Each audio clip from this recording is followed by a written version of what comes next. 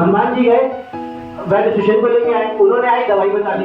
अब दवाई तो हनुमान जी को पता नहीं थी, तो इस चक्कर में पहाड़ उठा के ले आए।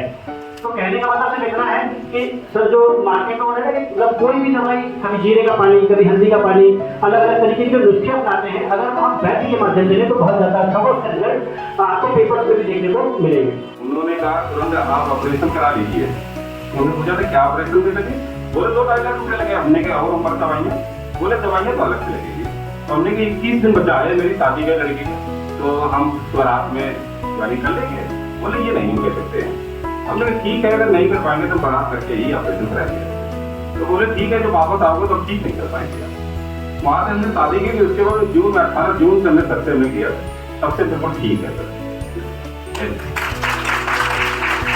हमारे जितने मरीज जिसके भी आपने रिपोर्ट देखी, पुष्पराज जी की सर 2 शब्दों में बात करेंगे तो फरवरी 2021 में हमारी वो कंडीशन हो गई थी कि बिल्कुल 1 सेकंड नहीं खड़े हो पाते। 1 सेकंड में अगर खड़े भी हो तुरंत गिर जाते। हमारे साढ़े साहब के यहाँ इलाज चल रहा था, डॉक्टर साहब के यहाँ किसी प्रकार से संपर्क हुआ, डॉक्टर साहब ने सारी रिपोर्टें देखी और फिर किसी हिसाब से हमको 20 दिन में देख कर दिया। समझिए हमने चमत्कार देख लिया कि आयुर्वेदिक में इतना चमत्कार है। हमको कभी विश्वास ही नहीं था कि हम दोबारा खड़े हो पाएंगे अपने पैरों में। वहाँ पे मैं आपका थोड़ा सा ध्यान केंद्रित करना चाहूँगा पुष्पराज जी की रिपोर्ट के दौरान। मैं हॉस्पिटल का नाम नहीं लूँगा सभागार में, हॉस्पिटल का जहाँ से रिपोर्ट हुई थी वहाँ पे इनको जो है जो MRI हुई थी उसमें जो पॉटी का एरिया होता है वहाँ पे बताया गया था कि यहाँ पर जो है गंदगी जो जमा है यही आपकी नस दबी हुई है, बल्कि वो पॉटी थी। और मरीज बहुत ज़्यादा परेशान के साथ इसको कैसे निकलवाएं। तो ये सोच रहे थे कि वो जो ब्लैक दिख रहा है उसमें वही असल में जो है बीमारी फोड़ा बन गया है, ये सोच रहे थे। जबकि बेसिकली वो नस दबी थी और 20 दिन से ठीक है, आज तक अभी ठीक है। तीसरे मरीज है हमारे रिंकू चौरसिया जी। सर इनकी कहानी भी पहले आप इनके मुंह से सुने, क्या घटनाक्रम हुआ था, कैसे हमारे पास? नमस्कार सर, मैं रिंकू चौरसिया। मेरे को एक जो प्रॉब्लम हुई वो अटेंडेंट विदिन 10 डेज में हो गई। सर मेरी फैमिली में 6 लोग थे, अकेला कमाने वाला मैं था। और सर 10 डेज में मुझको ऐसी प्रॉब्लम को मैं अपनी यूरिन तक नहीं होल्ड कर पाता था और मैं खड़े गिर जाता था। सर मैंने कानपुर में डॉक्टर्स को दिखाया, लखनऊ में सहारा में डॉक्टर मजिद हसन साहब उनको दिखाया। सभी लोगों ने ये बता दिया था कि ऑपरेशन होगा और ऑपरेशन के बाद सर किसी डॉक्टर से ये शौकी नहीं थी कि आप ठीक हो पाएंगे पूरी तरह।